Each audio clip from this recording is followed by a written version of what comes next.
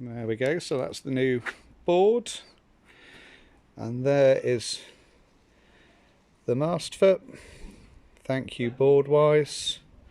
So seems to kind of fit. Not easy to do one-handed, but we'll have a go.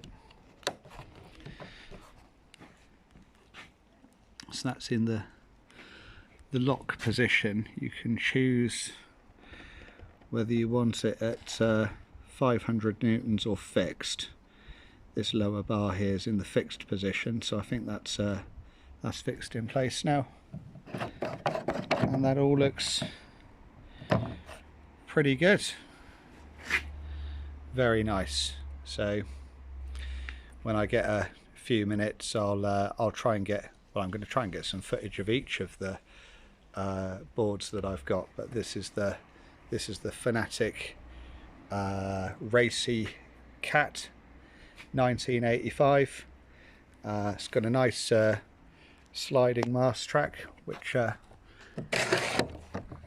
can see the position changes. Not easy again, one-handed, but it's got a nice locking mast system on there. And yeah, that's a good result. Just a different kind of a mast foot to what I'm used to, but